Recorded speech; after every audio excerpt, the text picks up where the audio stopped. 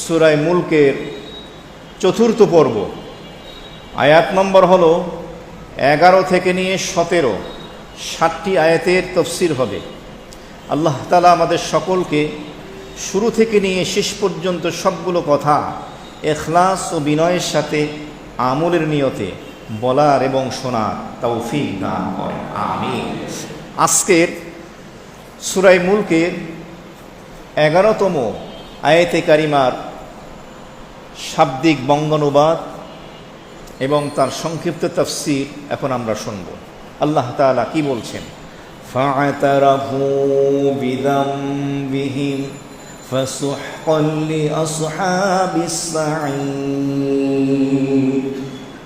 ফা'তারাফু, অতঃপর অপরাধীরা, কাফের মুশরিক নাফরমান আল্লাহর অবাধ্য বান্দা যারা, তারা স্বীকার করে নেবে বিযামবিহিম, তাদের অপরাধগুলো। ফাসুহকান লিআসহাবিস সাঈর, অতএব দূর হও হে জাহান্নামীরা, লানত, অভিসম্পাত, অভিশাপ হে জাহান্নামী, জাহান্নামের অধিবাসী তোমাদের জন্য, তোমরা চিরস্থায়ীভাবে জাহান্নামের আযাব, শাস্তি ভোগ করবে। বলেন নাউযু বিল্লাহি মিন যালিক। তো এই সূরা মুলকের 11তম আয়াতে কারিমায় ওই সমস্ত কাফের মুশরিক অমুসলিম অপরাধী বান্দাদের আলোচনা করা হয়েছে যারা দুনিয়াতে আল্লাহ তাআলার হুকুম পালন করেনি, লঙ্ঘন করেছে, নবী এবং রসুলদের ইত্তেবা, অনুসরণ, অনুকরণ করেনি, তাওবা এবং ইস্তেগফার ছাড়াই যাদের দুনিয়া থেকে গুনাহযুক্ত নাপাকির সাথে এই অপবিত্র জিন্দিগি নিয়ে লাঞ্ছনা গঞ্জনার সাথে বিদায় নিতে হয়েছে, ওই সমস্ত জাহান্নামীরা, অপরাধীরা সেদিন তারা তাদের এই অপরাধ স্বীকার করবে। আরবি ভাষায় স্বীকার করা, এটাকে বলা হয় ইকরার। ইকরারের ব্যাখ্যায় তাফসীরের ভিতরে এসছে যে কোনো বিষয় প্রত্যক্ষ করার পরে, দেখার পরে, জানার পরে সেটাকে যখন স্বীকার করে, পালন করেনি, আমল করেনি, নিষেধ করা হয়েছিল, কিছু কাজ করতে বলা হয়েছিল সেগুলো করেনি, কিছু কাজ নিষেধ করা হয়েছিল সেগুলো করেছে, এরপরে যখন মওতের পরে জাহান্নামে গিয়ে তারা তাদের এই অন্যায় অপরাধগুলো প্রত্যক্ষ করবে, দেখবে, তখন তারা স্বীকার করবে। আয়াতের ব্যাখ্যায় লেখা হয়েছে তখন তাদের এই স্বীকারোক্তি কোনো ফলপ্রসূ হবে না, লাভজনক হবে না। কারণ স্বীকারোক্তি কবলাল মউত, মৃত্যুর আগ পর্যন্ত সেটা গ্রহণযোগ্য। হাদিস শরীফের মধ্যে এসেছে, সহিহ বুখারীর হাদিস, রাসূল করিম সাল্লাল্লাহু আলাইহি ওয়াসাল্লাম ইরশাদ ফরমান হাদিস শরীফে, আল্লাহর নবী বলেন, ইন্নাল্লাহা লা ইয়াকবালু তাওবাতা আবদি মা লাম ইউগরগির, আও কামা ক্বালা সাল্লাল্লাহু আলাইহি ওয়াসাল্লাম। আল্লাহর হাবিব হাদিস শরীফে ইরশাদ ফরমান, ইন্নাল্লাহা লা ইয়াকবালু তাওবাতাল আবদ, বান্দার তওবা আল্লাহ রাব্বুল আলামিন ততক্ষণ পর্যন্ত কবুল করেন না, গ্রহণ করেন না, মা লাম ইউগরগির, যখন বান্দার কণ্ঠনালীতে তার শ্বাসটা আটকে যায়। এর অর্থ হলো মৃত্যুর একদম পূর্ব মুহূর্তে চোখ উল্টে গেল, যেটাকে গড়গড়ায় মউত বলি আমরা, কণ্ঠনালীর ভিতরে শ্বাস আটকে গেল, আযাবের ফেরেশতা দেখতে পাচ্ছে, এই মুহূর্তে যদি তওবা করে এই তওবা কবুল হবে না। এর পূর্বেও যদি সে তওবা করে, তওবা কবুল করবেন কে? আল্লাহ। তো এই স্বীকারোক্তি, অপরাধকে স্বীকার করা, বান্দা যদি 50, 60, 80, 100 বছরেরও কাট্টা কাফের হয়, মুশরিক হয়, গুনাহগার হয়, সে অপরাধ যদি স্বীকার করে, বান্দা যদি বলে আরশে আজিমের মালিক, কুল কায়নাতের খালেক ও মালিক, সমস্ত মাখলুকাতের স্রষ্টা, হায়াতের মালিক, মওতের মালিক রব্বুল আলামিন, দীর্ঘ 100 বছর যাবত আমি অপরাধ করেছি, আমার অপরাধগুলো আমি স্বীকার করে নিচ্ছি। এরপরে বান্দা যদি বলে ইয়া রাব্বি আস্তাগফিরুল্লাহ ইগফির লি যামবি, ও আরশে আজিমের মালিক আমার জিন্দেগীর গুনাহগুলি তুমি ক্ষমা করে দাও, ওই বান্দার চোখ থেকে এক ফোঁটা পানি গালবে পড়তে দেরি হবে। আমার আল্লাহ রাব্বুল আলামিন আরশে আজিম থেকে কুদরতি জবান থেকে বলবেন লাব্বাইক ইয়া আব্দি, ও আমার বান্দা আমি হাজির, তুমি একবার অনুতপ্ত অনুশোচনা নিয়ে হৃদয় নিয়ে আমার কাছে ক্ষমা চেয়েছো, আমি তোমার তামাম জিন্দেগীর সমস্ত গুনাহগুলি মাফ করে দিলাম। তো ক্ষমা হায়াত থাকতে চাইতে হবে। ওই অপরাধীরা তারা তাদের এই অপরাধগুলো স্বীকার করবে কখন? যখন তারা জাহান্নামে যাবে, তারা তাদের দুনিয়ার অপকর্মগুলো, আল্লাহর অবাধ্যতা নাফরমানি মূলক কর্মকাণ্ডগুলো, এই অপরাধগুলো যখন তারা আমলনামায় দেখতে পাবে, জানতে পারবে, তখন তারা স্বীকার করবে। কিন্তু এই স্বীকারোক্তি তখন তাদের কোনো কাজে আসবে না। তাফসীরের ভিতরে আসছে মুসনাদ আহমদের বর্ণনা, নবী করিম সাল্লাল্লাহু আলাইহি ওয়াসাল্লাম ইরশাদ ফরমান, যতক্ষণ পর্যন্ত কোনো বান্দার অপরাধের সপক্ষে দলিল প্রমাণ রেফারেন্স প্রমাণিত না হবে, ততক্ষণ পর্যন্ত আল্লাহ বান্দাকে জাহান্নামে দেবেন না, শাস্তি দেবেন না। যখনই তার অপরাধ সাব্যস্ত হবে, দলিল প্রমাণ তার বিপক্ষে চলে যাবে যে সে অপরাধী, তখনই তাকে শাস্তি দেওয়া হবে। যেমন পৃথিবীতে দেখি অপরাধ করলে তার বিরুদ্ধে ওয়ারেন্ট জারি হয়, তার অপরাধগুলোর সাক্ষ্য প্রমাণগুলো একত্রিত করা হয়, এরপরে সেগুলো বিচারকের কাছে দেওয়া হয়, পক্ষে বিপক্ষে জেরা চলতে থাকে। এভাবে উকিল ব্যারিস্টারের মাধ্যমে সাক্ষীর পক্ষে এবং বিপক্ষে। ঠিক এমনিভাবে অপরাধী জাহান্নামী বান্দার বিপক্ষে যখন শাস্তিগুলো, অপরাধগুলো প্রমাণিত হয়ে যাবে, তখনই আল্লাহ তাকে শাস্তি দেবেন, এর আগে দেবেন না। এ কথাটা আল্লাহ তাআলা এখানে বলে দিলেন। এরপর আল্লাহ রাব্বুল আলামিন সূরা মুলকের 11 নম্বর আয়াতের শেষের অংশে বললেন ফাসুহকাল লি আসহাবিস সাঈর। সুহকন এই শব্দের অর্থ কি? তো এর অর্থ কেউ কেউ লিখেছেন, অর্থ হলো দূর হ। আল্লাহ তাআলা জাহান্নামীদেরকে, অপরাধীদেরকে বলবেন তোরা দূর হ, আমার রহমতের ছায়া থেকে দূর হয়ে যা। আর একটা অর্থ হলো সুহকনের লানত, অভিশাপ, অভিসম্পদ। আল্লাহ তাআলা জাহান্নামীদেরকে বলবে তোদের উপরে আজকে লানত, অভিশাপ, বলেন নাউযু বিল্লাহি মিন যালিক। কেউ কেউ বলেছেন সুহকন শব্দের অর্থ হলো জাহান্নামের একটা উপত্যকা, একটা জায়গা, কঠিন শাস্তির একটা স্থান, এটার নাম হলো সুহকন। সেদিন জাহান্নামীদেরকে বলা হবে তোমরা সেই জাহান্নামের সুহকন নামক কঠিন শাস্তির উপত্যকায়, জায়গায় চলে যাও।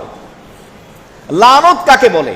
তাফসীরের ভিতরে বলা হয়েছে লানত বলা হয় আল্লাহ তাআলার রহমত থেকে যাকে দূরে সরিয়ে দেওয়া হয়, আল্লাহ তাআলার রহমত থেকে যাকে মাহরুম করা হয়, বঞ্চিত করা হয়, এটাকে বলা হয় লানত। আর এই লানত প্রাপ্ত যাকে যে হয় তাকে বলে মালউন। এই জন্য শয়তান হলো মালউন, মালুন না, কিন্তু মালাউন বলি আমরা। শব্দটা মালাউন না, শব্দটা কি হবে? মালউন। মালাউন শব্দের অর্থ হলো নেতা। আপনি কাদেরকে নেতা বানান? আর মালউন শব্দের অর্থ কি? অভিশপ্ত, লাঞ্ছিত। শব্দের প্রয়োগ আমরা জানিও না। তো সেদিন তাদেরকে অভিশাপ দেওয়া হবে। ফাসুহকান শব্দের আর একটা ব্যাখ্যায় তাফসীরের ভিতরে এসছে, যেটা হলো মফউলে মতলব। আসলে মূল বাক্যটা হবে কি? ফাসুহকান, এটাকে ব্যাখ্যা করা হয়েছে। এটার মূল বাক্য হবে আসহাকা হুমুল্লাহু সুহকান। এটা আরবি একটি গ্রামার। আসহাকা হুমুল্লাহু সুহুকান, এর অর্থ হলো আল্লাহ তাআলা জাহান্নামীদেরকে সেই দিন তার রহমত থেকে মাহরুম করবেন, বঞ্চিত করবেন, দূরে সরিয়ে দেবেন, নিক্ষেপ করবেন। বলেন নাউযুবিল্লাহি মিন যালিক। এই ব্যাখ্যা দেওয়া হয়েছে।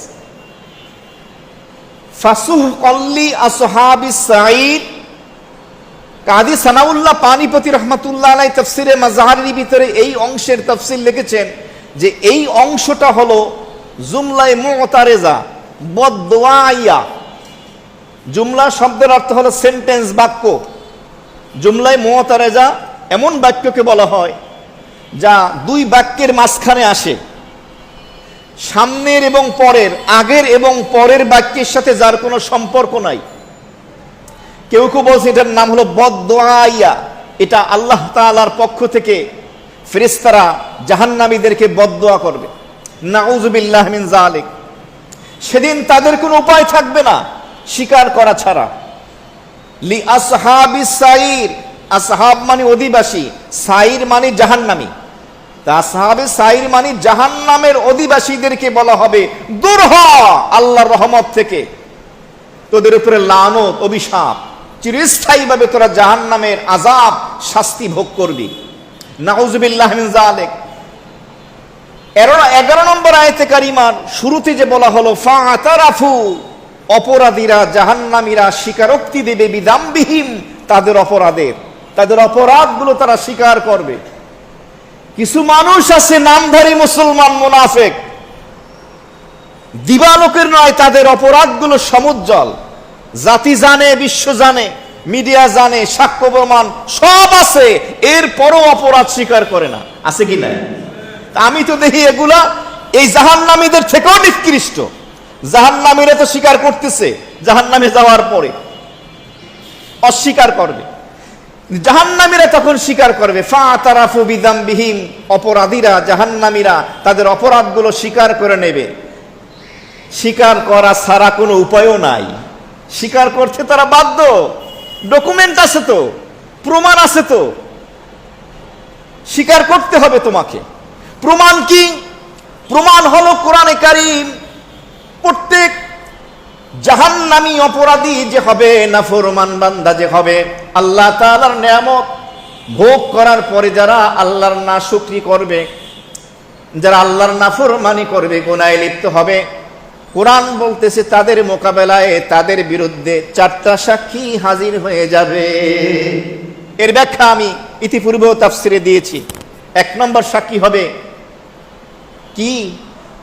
যেই জমিনে, যেই জায়গায় বসে সে অপরাধ করেছিল, ইয়াউমা ইদিন তুহাদ্দিসু আখবারাহা, সূরা জিলজালে আছে। যেই অফিসে বসে, যেই কামরায় বসে, যেই চেয়ারে বসে ঘুষ খেয়েছো, দিয়েছো, এমনি ভাবে সুদ খেয়েছো, দিয়েছো, অন্যের নামে মিথ্যা মামলা দিছো, অন্যকে ফাঁসিয়ে দিয়েছো, জিনা করেছো, নাউযুবিল্লাহি মিন যালিক, নেশা করেছো, যেই জমিনে বসে তুমি অপরাধ করেছো, এই জমিন সেদিন তোমাদেরকে, তোমাদের বিরুদ্ধে সাক্ষী দেবে। ওলামায়ে কেরাম বিষয়টাকে এভাবে বুঝান যে রেকর্ড, ট্যাপ রেকর্ডার, যেমন এখন তো আর ফিতার ট্যাপ রেকর্ডারের প্রয়োজন নাই, এখন তো আরো সহজ হয়ে গেছে। অনেকে বলে এত মানুষ অপরাধ করবে, এক একটা মানুষ 50, 60, 100 বছর হায়াত পাবে কম বেশি, আনাসে কানাসে, গোপনে প্রকাশ্যে কত গুনাহ করবে। এক একটা মানুষের এত অপরাধের নথিপত্র, এই প্রমাণ, ডকুমেন্ট কিভাবে হাজির করা হবে? বর্তমান আধুনিক বিশ্বে এই উন্নতির উচ্চ শিখরে, এই বিজ্ঞানের চরম উন্নতির উচ্চ শিখরে বিষয়টা বোঝা আরো সহজলভ্য হয়ে গেছে। মোবাইলের একটা মেমোরি কার্ডের ভিতরে, কম্পিউটারের একটি হার্ড ডিস্কের ভিতরে সারা বছরের গোটা কোম্পানির 10 বছর 20 বছরের কোম্পানির হিসাব রাখা যায় কিনা? একটা মাত্র ক্লিক করবেন, সব চলে আসবে। এই যে ডিজিটাল পাসপোর্ট, পৃথিবীর যে কোনো এয়ারপোর্টে যান, এই পাসপোর্টটা দেবেন হাতে, শুধু স্ক্রিনের আপনার নেবে, খালি স্ক্যান করবে আপনার এই হাতটা, চোখের শুধু নেবে, আপনার বায়োডাটা 14 গোষ্ঠী যা আছে সব বাইর হয়ে যাবে। আপনি আল কায়দার সদস্য নাকি আপনি কোন দলের সদস্য, সব বের হয়ে যাবে। এটা বানাইছে মানুষ। মানুষ যদি এরকম আবিষ্কার করতে পারে, মানুষের স্রষ্টা আল্লাহ পারে কিনা? অবশ্যই পারবে। এক একটা মেমোরি কার্ড ধরাইয়ে দেবে যে ঢুকা আর দেখ স্ক্রিনের ভিতরে তোর এই 80 বছরের জিন্দিগিতে কি কামাই করছো সব দেখবে। তো জমিন সাক্ষী দেবে। দ্বিতীয় নম্বরে সাক্ষী কিরামান কাতিবিন, দুইজন সম্মানিত ফেরেশতা।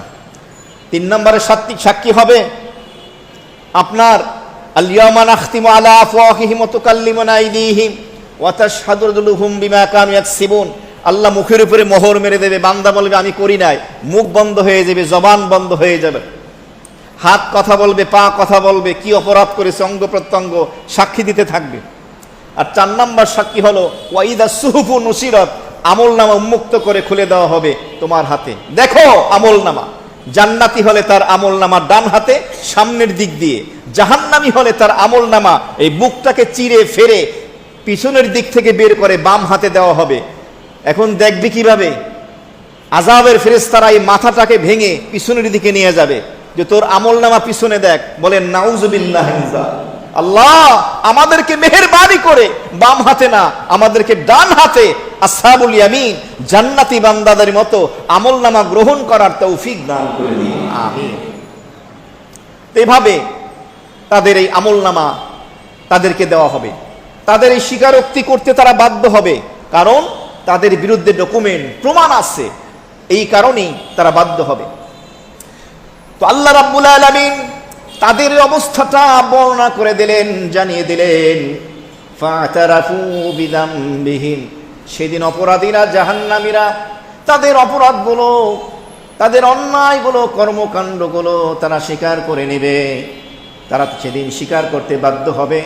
এর কারণ হলো কোরআনে কারিমের ভিতরে বলে দেওয়া হয়েছে, হাদিস শরীফে সবিস্তারে বলে দেওয়া হয়েছে যে যতক্ষণ পর্যন্ত কোনো অপরাধী তার সপক্ষে কোনো অপরাধের প্রমাণিত না হবে, এমনিভাবে হাদিস শরীফের মধ্যে এসেছে, এভাবে রাসূল কারীম সাল্লাল্লাহু আলাইহি ওয়াসাল্লাম ইরশাদ ফরমান, ততক্ষণ পর্যন্ত কোনো বান্দাকে জাহান্নামে ফেলানো হবে না, জাহান্নামের আযাব শাস্তি তাকে দেয়া হবে না, যতক্ষণ পর্যন্ত তার সপক্ষে এই অপরাধগুলো দলিল প্রমাণের মাধ্যমে প্রমাণিত না হবে। এমনভাবে প্রমাণিত হবে তখন ওই জাহান্নামী বান্দা সুস্পষ্টভাবে জেনে নেবে, বুঝে নেবে আমি আসলে জান্নাতের যোগ্য নই, আমি হলাম জাহান্নামের যোগ্য। নাউযুবিল্লাহ মিন যালিক। একভাবে সুস্পষ্টভাবে তাকে দলিল প্রমাণ আদিল্লা রেফারেন্সের মাধ্যমে, ডকুমেন্টের মাধ্যমে সে সুনিশ্চিতভাবে জেনে যাবে ওই জাহান্নামী অপরাধী যে আমি আসলে যে কর্মকাণ্ড করছি আমি আসলে জান্নাতের যোগ্য নই, জাহান্নামের যোগ্য। তখন তাকে জাহান্নামের আযাবের শাস্তি দেওয়া হবে। নাউযু বিল্লাহি মিন যালিক। তখন আল্লাহ রাব্বুল আলামিন বলবেন ফাসুহকাল লিআসহাবিস সাঈর, ও জাহান্নামীরা তোমরা আল্লাহর রহমত থেকে দূরে সরে যাও। যেদিন আল্লাহর রহমত ছাড়া নাজাতের বিকল্প আর কোনো পথ থাকবে না, সেদিন তারা আল্লাহর রহমত থেকে মাহরুম হবে, বঞ্চিত হবে, ছিটকে পড়বে। দূর হ তোরা আল্লাহর রহমতের আঁচল থেকে। এবার আসি সূরা মুলকের 12 নম্বর আয়াতে কারিমা আল্লাহ কি বলেন, কাদেরকে বলেন? ইন্নাল্লাযীনা ইয়াখশাউনা রাব্বাহুম বিল গায়বি লাহুম মাগফিরাতুন ওয়া আজরুন কাবীর। আল্লাহ রাব্বুল আলামিন বলেন নিশ্চয়ই আমার ওই সকল বান্দা আল্লাযীনা যারা ইয়াখশাউনা ভয় করে, ভয় পায়, রাব্বাহুম তাদের রব, তাদের প্রতিপালক মহান আল্লাহ রাব্বুল আলামিনকে, লাহুম মাগফিরাতুন তাদের জন্য রয়েছে আল্লাহ তাআলার পক্ষ থেকে মহা ক্ষমা, মাগফিরাত, ওয়া আজরুন কাবীর এবং অনেক বড় প্রতিদান রয়েছে তাদের জন্য। বলেন সুবহানাল্লাহ। মুফাসসিরিন ইকরামগণ লিখেছেন কুরআনে কারীমের আয়াতে কারিমার বর্ণনা শৈলীর নান্দনিকতা, একটি ভঙ্গি এত চমৎকার, যেখানে আল্লাহ কাফের মুশরিকদের আলোচনা করেন, সাথে সাথেই ঈমানদারদের আলোচনা করেন। জাহান্নামের আযাবের আলোচনা করলে সাথে সাথে জান্নাতের নিয়ামতের আলোচনা করেন। কেন? বান্দা যেন ভয় না পায়, বান্দা যেন মায়ুস নৈরাশ না হয়ে যায়। আযাবের পরই নিয়ামতের কথা। ও আমার বান্দা, আমি তো তোমাকে আযাব দিব না, তুমি ক্ষমা চাও, তুমি নেক আমল করো, তোমার জন্য তো জান্নাতের নিয়ামত প্রস্তুত করে রাখা হয়েছে। তো 12 নম্বর আয়াতে কারিমে আল্লাহ তাআলা ওই কাফের মুশরিক বেঈমান অপরাধীদের বিপরীত ঈমানদারদের আলোচনা করলেন। ঈমানদারদের আলোচনা করলেন, তাদের পুরস্কারের আলোচনা করলেন। কি আলোচনা করলেন? ইন্নাল্লাযীনা, নিশ্চয়ই সমস্ত লোক, ইয়াখশাউনা রাব্বাহুম, যারা তাদের রবকে প্রতিপালককে ভয় করে, ভয় পায়, বিল গায়ব। গায়েব শব্দের অর্থ কি? গায়েব আরবি শব্দ, এর অর্থ হলো অদৃশ্য, বাহ্যিক চর্মচক্ষু যেটা দেখা যায় না, এটার নাম হলো গায়েব। আর গায়েবের মালিক একজন, তিনি কি? আল্লাহ। মনে রাখবেন, গায়েবের মালিক হলেন আল্লাহ, তিনি হলেন আলিমুল গায়েব, অদৃশ্যের জ্ঞানী। আল্লাহ ছাড়া কেউ আলিমুল গায়েব নয়। মুসলমানদের ভিতরে অনেক শ্রেণী, অনেক গোষ্ঠী দল আছে যারা গায়েবের মালিক শুধু আল্লাহর উপরই সীমাবদ্ধ রাখে না, নবী রাসূলদেরকেও বলেন নাউযুবিল্লাহি মিন যালিক। তারা বলে নবীও গায়েব জানে, বলেন নাউযুবিল্লাহি মিন যালিক। এমন অনেক ভণ্ড আছে যারা বলে যে, মুরিদরা বলে আমার পীরেও গায়েব জানে, বলেন নাউযুবিল্লাহি মিন যালিক। আপনারা নাউযুবিল্লাহ বলেন না কেন? আমি এত কষ্ট করে কথা বলতেছি, এই বারবার যে নাউযুবিল্লাহ বলবেন, এর অর্থ কি? আল্লাহ, আপনার জাহান্নামের আযাব থেকে আমি পানাহ চাই। হতে পারে আপনার একটা নাউযুবিল্লাহ আপনার জাহান্নাম থেকে নাজাতের কারণ হয়ে যাবে। সুবহানাল্লাহ। তো অদৃশ্যের জ্ঞানী হলেন একমাত্র আল্লাহ। হ্যাঁ, আল্লাহ তাআলা যদি তার হাবিবকে, কোন নবী রাসূলকে কোনো জিনিস, গায়েবের জিনিস জিবরাইল আমিনের মাধ্যমে অবগত করান, তখন তিনি জানতে পারেন, এর আগে তিনি জানতে পারেন না। ওই সমস্ত লোক যারা তাদের রবকে, প্রতিপালককে ভয় করে না দেখে, গায়েব মানে না দেখে। এটার ব্যাখ্যা কি? এটার ব্যাখ্যা হলো, যখন তাদের সামনাসামনি আযাব এসে যাবে, তো এভাবে তারা তাদের রবকে ভয় পেতে থাকবে। তার রবের কথা স্মরণ করে তারা এভাবে আল্লাহকে ভয় করতে থাকবে। আরেকটি ব্যাখ্যা হলো যে এখানে মোমেনদের আলোচনা করা হয়েছে, ঈমানদারদের, যারা আল্লাহকে না দেখে ভয় করে, এর অর্থ হলো মনে মনে ভয় করে। গায়েবের একটা অর্থ হলো মানুষের দেহের গোপন অঙ্গ, সেটা হলো মানুষের কলব, মানুষের হৃদয়াত্মা, মনে মনে আল্লাহকে ভয় করে। কারণ মুনাফিক যারা ছিল তারা প্রকাশ্যে নিজেদেরকে মোমেন, মুসলিম দাবি করত। যখনই তারা মুসলমানদের কাছ থেকে, সাহাবায়ে কেরামের কাছ থেকে দূরে সরে যেত, তখন তারা তাদের মুনাফিকি, নেফাকির চরিত্র তারা এভাবে তুলে ধরত, তাদের থেকে প্রকাশ পেত। মুমিন হলো তারা যারা গোপনে প্রকাশ্যে সর্ব অবস্থায় আল্লাহকে ভয় করে এবং নেফাকির মন্দ গুণাবলী থেকে নিজেকে হেফাজত রাখে। তো অন্তরে অন্তরে আল্লাহকে ভয় করা, মনে মনে, এর অর্থ হলো আল্লাহকে না দেখে ভয় করা। হাদিস শরীফের মধ্যে এসেছে, নবী করিম সাল্লাল্লাহু আলাইহি ওয়াসাল্লাম ইরশাদ ফরমান, আল্লাহ রাব্বুল আলামিন বলেন, আখিরজু মিনান নার মান যাকারানি ইয়াওমান ওয়া মান খাফানি ফি মাকামিন।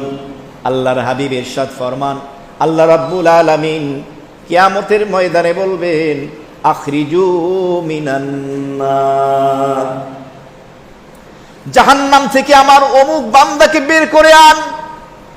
ফেরেশতাদেরকে আল্লাহ তাআলা আদেশ দিবেন, নির্দেশ দিবেন, আখরিজু মিনান নার, জাহান্নাম থেকে অমুক জাহান্নামীকে বের করে নিয়ে আসো। মান যাকারানি ইয়াওমান, তার হায়াতের জিন্দেগিতে একদিনের জন্য হলেও, এক মুহূর্তের জন্য হলেও আমি আল্লাহকে যে স্মরণ করেছে, সুবহানাল্লাহ, আমি আল্লাহর জিকির করেছে, আল্লাহকে স্মরণ করেছে।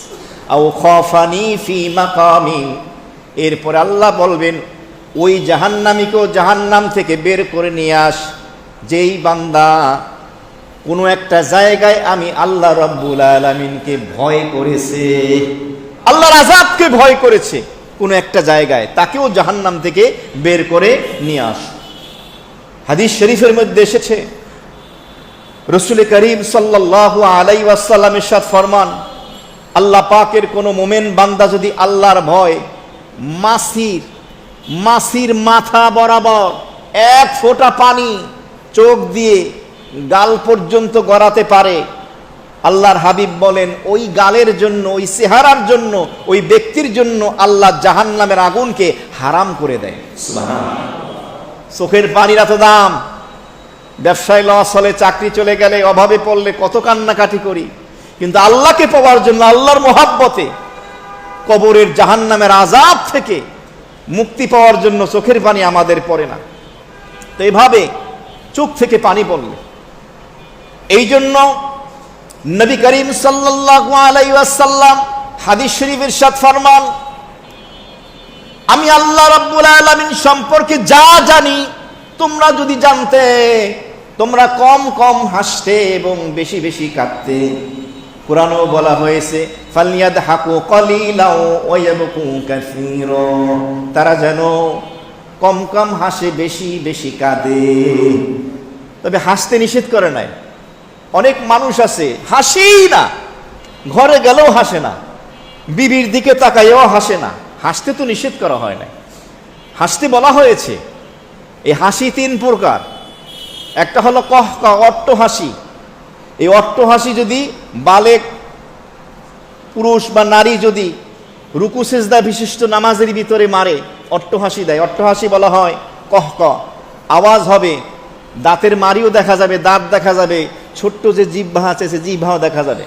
এই হাসি মারলে নামাজও ভেঙে যাবে, উজুও ভেঙে যাবে।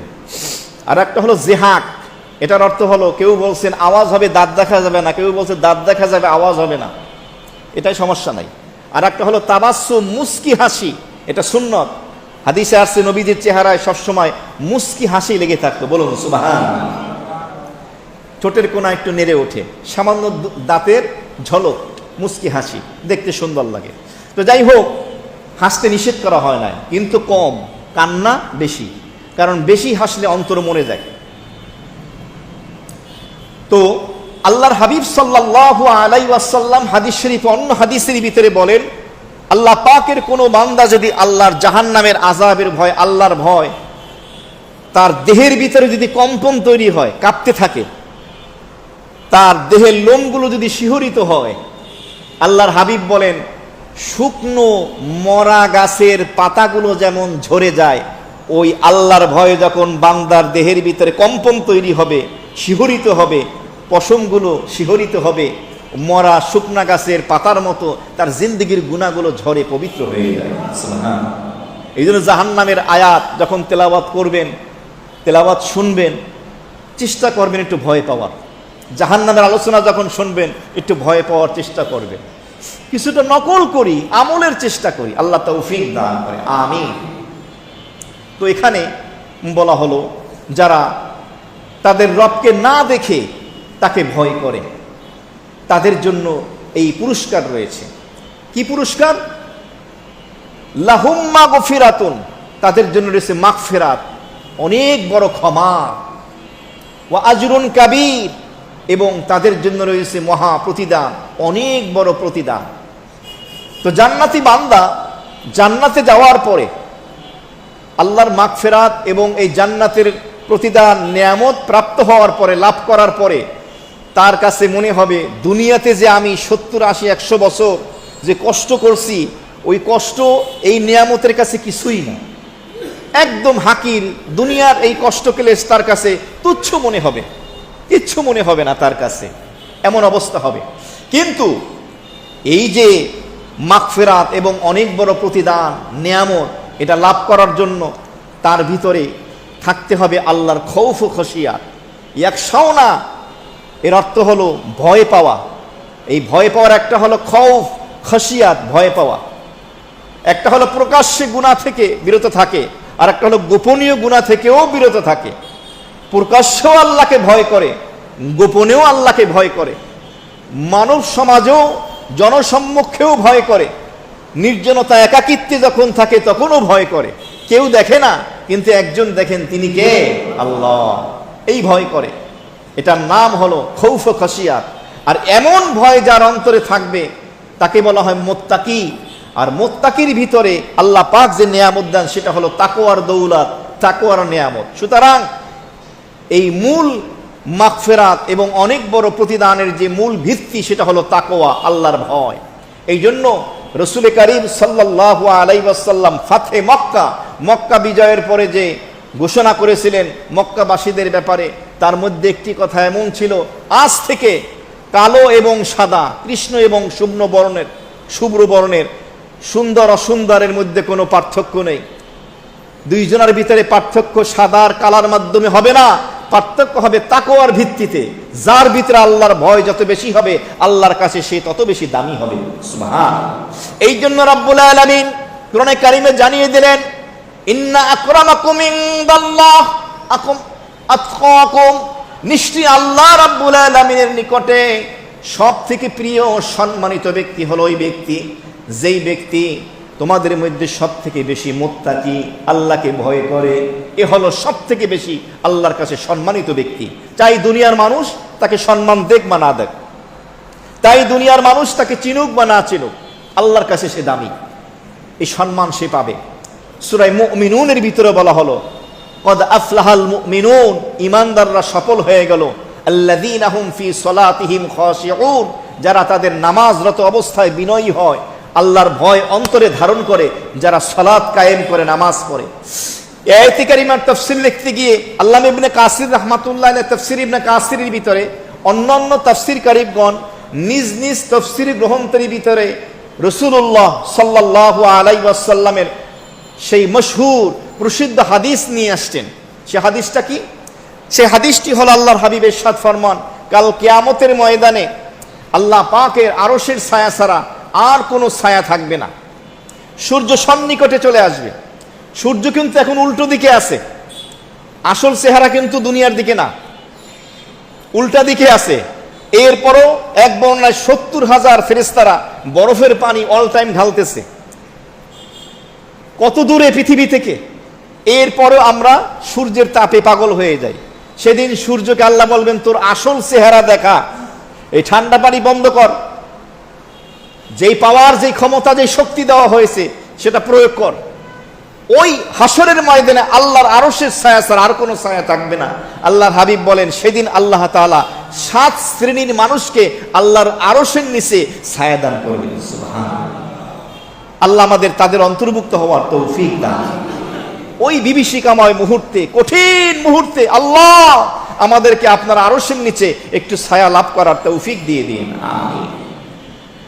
তো তাফসীরে আসছে, ওই ৭ শ্রেণীর ভিতরে এক শ্রেণী হবে, ও যুবক, তোমাকে এমন একজন ষোড়শী রমণী, সুন্দরী, সুশ্রী, উচ্চ বংশের, শিক্ষিতা, সব গুণে গুণান্বিতা, বৈশিষ্ট্য মণ্ডিত এমন একজন নারী, একাকিত্বে, নির্জনতায়, আর কেউ নাই, তোমাকে গুনাহের দিকে দাওয়াত দিল, ডাকলো, আসো আমরা দুইজন একত্রিত হয়ে যাই, দুই প্রাণ এক প্রাণ হয়ে যায়। তখন ওই বান্দা বলে, না, ইন্নী আখাফুল্লাহ, শুনে রাখো আমি আল্লাহকে ভয় করি। ঠিক এমনি ভাবে কোন যুবক দেখতে সুন্দর, প্রিন্স রাজপুত্রের মতো, উচ্চ বংশের, উচ্চ শিক্ষিত, জ্ঞানে গুণে পরিপূর্ণ এমন একটা যুবক কোন একটি যুবতীকে গুনাহের প্রস্তাব দিল, আর ওই যুবতী বলল, ইন্নী আখাফুল্লাহ, আমি আল্লাহকে ভয় করি, আমি এই গুনাহে লিপ্ত হতে পারবো না। আল্লাহর হাবিব বলেন, এমন যুবক, এমন যুবতীকে আল্লাহ তাআলা সেদিন আরশের নিচে ছায়া দিবেন। ৭ শ্রেণীর আরেক শ্রেণী হলো ওই সমস্ত দানশীল ব্যক্তি যারা যাকাত দিতে গিয়ে, দান করতে গিয়ে ডান হাত দিয়ে দিলে বাম হাতের খবর থাকতো না। এখন তো ইবাদত করতে গেলেই আগেই সেলফি মারে, আগেই, মানে এমন মহামারী শুরু হয়েছে, মসজিদে গিয়ে আর একজনকে বলে যে আমি মোনাজাত করতেছি 2 চোখের পানি ফেলে, তুই এটা ভিডিও করবি। নাউজুবিল্লাহ। কি শুরু হয়ে গেছে মানুষের ভিতরে, কি মহামারী! মৃত মানুষকে নিয়ে সেলফি তুলতেছে, কবরে বসে সেলফি তুলতেছে। কোন জামানায় আমরা বসবাস করতেছি! একটা মানুষ মারা যাওয়ার পরে তার ছবি মিডিয়ায় দিতে হয় না, সে চলে গেছে দুনিয়া থেকে, ফেসবুকেও দিবেন না, তার চেহারা ডিলিট করে দেবেন, সে মারা গেছে। এমনটি না করা চাই। তো যা কিছু করে সব সোশ্যাল মিডিয়ায় জেনে ফেলে, উমরায় যাওয়ার আগেই জেনে ফেলে, হজে যাওয়ার আগেই জেনে ফেলে। আল্লাহ না করুক, তোমার যদি মনের ভিতরে জাররা পরিমাণ, 1 কোটি ভাগের 1 ভাগ, তার থেকেও কম যদি মনের ভিতরে শয়তান নফস এই কল্পনা উঠিয়ে দেয় যে মানুষ জানুক আমি উমরায় যাচ্ছি, হজে যাচ্ছি, আমি দিনদার, সব শেষ, রিয়া, কোনো সওয়াব পাওয়া যাবে না। আর যদি আপনার দিল সাফ থাকে যে আমার দেখা থাকি আরো 5 জন যাবে হজে উমরায়, দান করবে, যাকাত দিবে, এটা জায়েজ আছে, তাহলে আপনার দেখা দেখি যত লোক নেক আমল করবে সেই পরিমাণ নেকি আল্লাহ আপনাকেও দান করবে। সুবহানাল্লাহ। এখন আপনার দিল সাফ না অপরিচ্ছন্ন জানেন কে? তাহলে নিরাপদ হলো গোপনে দেওয়া।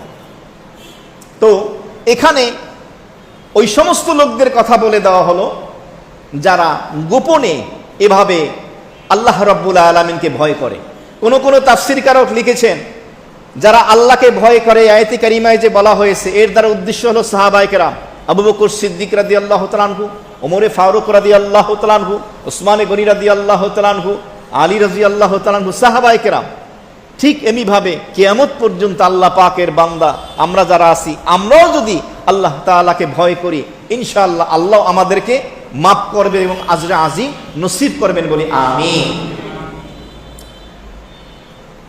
এই আয়াতে কারিমার তাফসীর লিখতে গিয়ে হযরত মাওলানা আল্লামা ইবনে কাসির রাহমাতুল্লাহ আলাইহি তাফসীরে ইবনে কাসিরের ভিতরে লিখেছেন, সাহাবায়ে কেরাম একদিন নবী করিম সাল্লাল্লাহু আলাইহি সাল্লামের দরবারে রিসালাতে এসে বললেন, ইয়া রাসূলুল্লাহ, আমরা যখন আপনার দরবারে হাজির থাকি, আপনার কথাগুলো যখন শুনি, আমাদের মনের অবস্থা এমন হয়, চলে যাওয়ার পরে এমনটা থাকে না। নবী করিম সাল্লাল্লাহু আলাইহি সাল্লাম বললেন, তোমরা তোমাদের রবের ব্যাপারে তোমাদের কি ধারণা? সাহাবায়ে কেরাম বললেন, প্রকাশ্যে থাকি বা গোপনে থাকি, সর্ব অবস্থায় আমাদের রব তো হলেন আল্লাহ, এটাই তো আমরা জানি, এটাই তো আমরা ধারণা করি। আল্লাহর হাবিব সাল্লাল্লাহু আলাইহি সাল্লাম বললেন, তাহলে তোমাদের এই ধারণা মুনাফিকি থেকে, নিফাকি থেকে পবিত্র রয়েছে। বলুন সুবহানাল্লাহ। টেনশনের কোনো কারণ নাই, এটা স্বাভাবিক। কোরআন হাদিসের আলোচনা যখন শুনি আমাদের দিলের হালাত যেমন থাকে, চলে যাওয়ার পর এমনটা থাকে না, স্বাভাবিক। এই জন্য বেশি বেশি আলোচনা করা এবং শোনা। তো সূরা মুলকের 12 নম্বর আয়াতে কারিমে আল্লাহ তাআলা বলে দিলেন মুমিন ঈমানদারদের ব্যাপারে, ইন্নাল্লাযীনা ইয়াখশাউনা রাব্বাহুম বিল গায়ব, নিশ্চয়ই সমস্ত মুমিন ঈমানদার ব্যক্তি যারা তাদের রব প্রতিপালক আল্লাহকে না দেখে ভয় করে, লাহুম মাগফিরাতুন ওয়া আজরুন কাবীর, তাদের জন্য রয়েছে মহা ক্ষমা, এমনি ভাবে অনেক বড় পুরস্কার। এরপরে আসি 13 নম্বর আয়াতে কারিমায় আল্লাহ কি বলেন, ওয়া আসিরু কওলাকুম আও ইজহারু বিহি ইন্নাহু আলিমুম বিদাতিস সুদূর।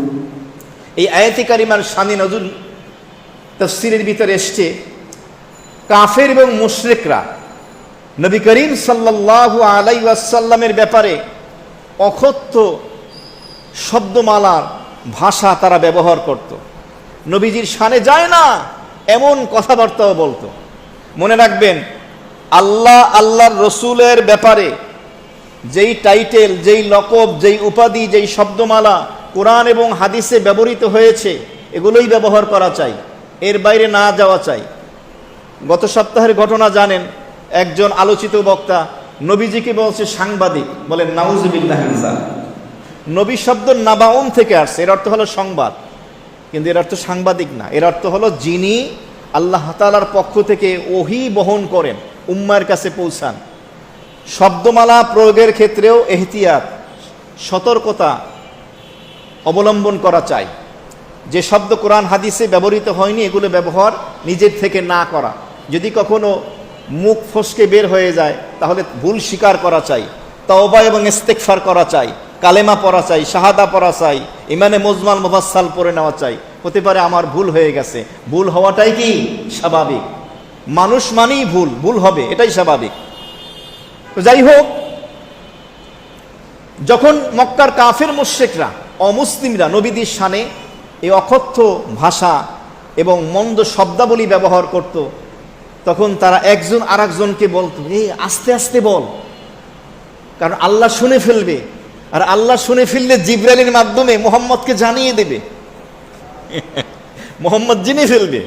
তখন আল্লাহ রাব্বুল আলামিন জিবরাইল আমিনকে দিয়ে এই সূরা মুলকের 13 নম্বর আয়াতে কারিমা তার হাবিবের কাছে নাজিল করলেন। বলুন সুবহানাল্লাহ। আল্লাহ রাব্বুল আলামিন সূরা মুলকের 13 নম্বর আয়াতে কারিমা নাজিল করে জানিয়ে দিলেন, ওয়া আসিররু কাওলাকুম আও ইজহারু বিহি, তোমরা তোমাদের যে সমস্ত কথা গোপনে গোপনে বলো, আস্তে আস্তে বলো, মনে মনে বলো, আও ইজহারু বিহি, অথবা যে সমস্ত কথাবার্তা কথোপকথন তোমরা প্রকাশ্যভাবে বলো, ইন্নাহু আলিমুম বিদাতিস সুদূর, নিশ্চয়ই জেনে নাও আল্লাহ তো হলেন সেই পবিত্র সত্তা যিনি মানুষের অন্তঃকরণের খবরও রাখেন।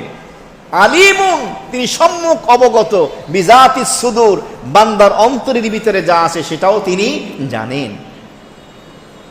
একটা কথা আমি উচ্চস্বরে বলছি, আপনারা শুনছেন, আস্তে আস্তে বলেছি, আপনারা শোনেন নাই।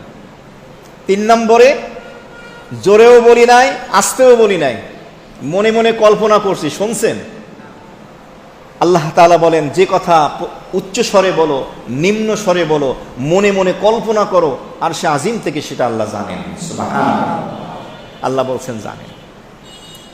এখানে যদিও নাকি ওয়া আসিররু কাওলাকুম আও ইজহারু বিহি, এই ফেল, এই ভার্ব, এই ক্রিয়াটি আমর, আদেশ সূচক, কিন্তু এখানে অর্থ দেবে খবর, সংবাদ দেওয়া হচ্ছে। আল্লাহ বলতে চাচ্ছেন, ও ইসলামের দুশমনরা, আল্লাহ আল্লাহ রসুলের শত্রুরা, আমার হাবিবের শানে যে বেয়াদবিমূলক কথাবার্তা মন্তব্যগুলো করো, তোমরা এটা যদি প্রকাশ্যও করো, গোপনও যদি করো, ইন্নাহু আলিমুম বিদাতিস সুদূর, আমি আল্লাহ তো হলাম মানুষের অন্তঃকরণ সম্পর্কে সম্যক অবগত, হৃদয়ের খবরও আমি জানি। পৃথিবীর শুরু থেকে কিয়ামত পর্যন্ত যত মানুষ পৃথিবীতে আসবে, সমস্ত মানুষ একটা ময়দানে হাজির হয়ে যাবে। সমস্ত মানুষ তার মনের যত চাহাত, যত তামান্না, আকাঙ্ক্ষা আছে, চাইতে থাকবে, চাইতে থাকবে, বলতে থাকবে, একই টাইমে, একই মুহূর্তে, একই সময় আরশে আজিমের মালিক আমার আল্লাহ পৃথিবীর শুরু থেকে শেষ পর্যন্ত প্রত্যেকটা মানুষের কথা আলাদা আলাদাভাবে সুস্পষ্টভাবে শুনতে পান, জানতে পারেন, বুঝতে পারেন। সুবহানাল্লাহ। এখন যদি এখানে 2 জন লোক কথা বলি, আপনারা কেউ কিছু বুঝবেন? বুঝবেন না। কিন্তু আল্লাহ সকলের কথা আলাদা আলাদা, পৃথক পৃথক ভাবে শুনতে পান তার কুদরতি কান দ্বারা, কারণ তিনি হলেন আল্লাহ। আল্লাহ তাআলা এভাবে বলে দিলেন। সুতরাং আল্লাহ রাব্বুল আলামিন তোমাদেরকে জানিয়ে দিলেন, তোমরা প্রকাশ্যে এবং গোপনে যা কিছুই করো সেগুলো সম্পর্কে আল্লাহ জানেন। এর কারণ কি? এর কারণ হলো আল্লাহ রাব্বুল আলামিন সমস্ত মাখলুকাতের স্রষ্টা, সুতরাং তিনি জানবেন না, জানবেন কি? এবার আসি 14 নম্বর আয়াতে কারিমায় সূরা মুলকে আল্লাহ কি বলেন, আলা ইয়ালামু মান খালাক ওয়া হুয়াল লাতীফুল খাবীর। আল্লাহ বলেন আলা ইয়ালামু, তিনি কি জানবেন না, তিনি কি জানতে পারবেন না? মান খালাকা, যিনি সৃষ্টি করেছেন। যেই আল্লাহ সৃষ্টি করেছেন তিনি তার মাখলুক সম্পর্কে জানবেন না, এটা হতে পারে? এটাকে বলা হয় ইস্তেফহামে ইনকারি, মানে অস্বীকারমূলক প্রশ্নবোধক শব্দ। এটা কিভাবে সম্ভব? যিনি সৃষ্টি করেছেন তিনি জানবেন না, কারণ তিনি তো হলেন স্রষ্টা। একজন বিজ্ঞানী তিনি যখন কোনো একটি আবিষ্কার করেন, যেই জিনিসটা আবিষ্কার করেছেন সেই জিনিসটি সম্পর্কে তিনি ভালো জানেন। মোবাইল ফোন যিনি বানান, মোবাইল ফোনের সাথে প্রত্যেকটা ইলেকট্রনিক, প্রত্যেকটা বস্তু যেটাকে বানানো হয় তার সাথে একটা বই দেওয়া হয় না? ওই বইয়ের ভিতরে ওই যন্ত্রটা চালানোর নিয়ম কানুন কি করা থাকে? লেখা থাকে। এখান থেকে আপনি সমাধান নিতে পারবেন। তাহলে সাধারণ একজন মানুষ, একজন বিজ্ঞানী, আবিষ্কারক একটি বস্তু আবিষ্কার করার পরে আবিষ্কৃত বস্তুর সম্যক অবগত থাকেন, খুঁটিনাটি সব যদি জানেন, তাহলে আশরাফুল মাখলুকাত, সৃষ্টির শ্রেষ্ঠ জীব মানুষের স্রষ্টাকে, তাহলে আল্লাহ তাআলা কি মানুষ সম্পর্কে জানবেন না? যেমন একজন মা, তার যদি 5টা সন্তান থাকে, ওই মা জানে তার কোন সন্তানটা কোন স্বভাবের, কার রাগ কম, কার রাগ বেশি জানে কি জানে না, কে অল্পতে অভিমান করে, কার অভিমান ভাঙাতে সময় লাগে, মা ভালো জানে, মায়ের কাছে অস্পষ্ট না।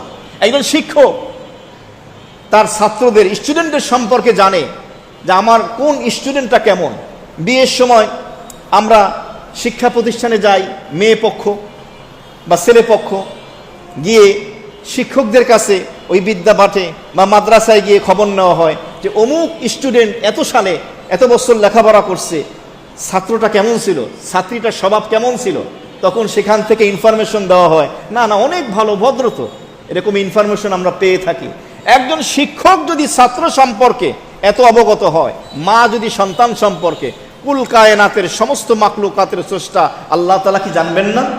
এ কথায় আল্লাহ বললেন, আলা ইয়ালামু মান খালাকা, যিনি সৃষ্টি করেছেন যে আল্লাহ স্রষ্টা, তিনি কি জানবেন না? তিনি তো অবশ্যই জানবেন। ওহুয়াল লাতীফুল খবীর। এরপর রব্বুল আলামিন তার দুইটা গুণবাচক নামের কথা বললেন। আল্লাহ বললেন আমি হলাম লাতিফ। লাতিফ শব্দের অর্থ হলো সূক্ষ্মদর্শী, সূক্ষ্ম থেকে সূক্ষ্মাদি বিষয় যিনি জানেন তিনি হলেন লাতিফ। কেউ বলেছেন সকল গোপন ভেদ, গোপন রহস্য, গোপন বিষয় সম্পর্কে যিনি সম্যক অবগত তিনি হলেন লাতিফ। লাতিফ হলেন আমার আল্লাহ। মানুষের নাম রাখে আব্দুল লতিফ, ডাকে এই লতিফ এদিকে আয়। লতিফ ডাকা যাবে না, তাকে কি ডাকতে হবে? আব্দুল লতিফ। লতিফ তো হলেন আল্লাহ। আব্দুল লতিফ মানে লতিফের বান্দা, আল্লাহর বান্দা। নাম রাখে আব্দুর রাজ্জাক, ডাকে রাজ্জাক, না আব্দুর রাজ্জাক ডাকতে হবে, রাজ্জাক তো আল্লাহ। এই জন্য আমরা ওলামায়ে কেরাম বলি, আপনি আপনার পরিবারে সমাজে বসবাস করেন, এমন নাম রাখবেন যে নামটা ইসলামিক এবং অর্থবহ, যেই নামটা সহজে মানুষ উচ্চারণ করতে পারে, নামটা বিকৃত হবে না, এমন সহজ নাম রাখেন। তা না হলে মানুষ উচ্চারণ করবে না। নাম হলো মারিয়াম, ডাকে ময়রম। নামটা হলো মারিয়াম, ডাকে কি ময়রম। তো এভাবে নাম বিকৃত না করা, আস্তে আস্তেই করা। প্রয়োজনে আপনি কম্পিউটার কম্পোজ করে আরবি লিখে বাংলা উচ্চারণ লিখে ঘরের দেয়ালে দেয়ালে লাগিয়ে রাখেন, বারবার দেখবে উচ্চারণ করতে করতে বিশুদ্ধ হয়ে যাবে। তাহলে এই লাতিফ মানে যিনি সূক্ষ্ম থেকে সূক্ষ্মাদি বিষয় সম্পর্কে জানেন। এটার ব্যাখ্যা আমরা ওই হাদিসের মাধ্যমে জানতে পারি। আল্লাহর হাবিব হাদিস শরীফে ইরশাদ ফরমান যে গভীর সমুদ্রের নিচে একটি কালো পাথর, ওই কালো পাথরের উপরে একটা কালো ছোট্ট পিপিলিকা, পিঁপড়া বিচরণ করতেছে। ওই তার পায়ের যে আওয়াজ, সেই আওয়াজও আল্লাহ তাআলা শুনতে পান, দেখতে পান। সুবহানাল্লাহ। এটার নাম হলো লাতিফ, সূক্ষ্ম থেকে সূক্ষ্মাদি বিষয় যিনি জানেন। আমি তো আমার পিছনে কি হয় জানি না, দেয়ালের পিছনে কি হয় জানি না, 1 মাইল 2 মাইল দূরে সরে গেলে কিচ্ছু জানি না, কারণ আপনার আমার দেখাটা, শোনাটা, বোঝাটা এটা সীমাবদ্ধ। আল্লাহ হলেন অসীম। এমনিভাবে তিনি হলেন খাবির। খাবির শব্দের অর্থ হলো যিনি সম্যক অবগত, সমস্ত বিষয়ের সংবাদ খবর যার কাছে থাকে তিনি কে? আল্লাহ। তাফসীরের ভিতরে আসছে আল্লাহ তাআলা যেমনি ভাবে মানুষের স্রষ্টা, আল্লাহ মানুষের কল্ব অন্তরেরও স্রষ্টা। মানুষের অন্তরের ভিতরে যেই কথাটা উদয় হয়, যেই চিন্তাটা, যেই কল্পনাটা আসে, সেটারও স্রষ্টাকে আল্লাহ। তাহলে আল্লাহ মাখলুক যেহেতু মানুষ, মানুষের অন্তর, মানুষের কল্পনা, তাহলে সবগুলোই যেহেতু মাখলুক, তাহলে খালেক তো মাখলুক সম্পর্কেই জানবে, কারণ তিনি তো খালেক, স্রষ্টা।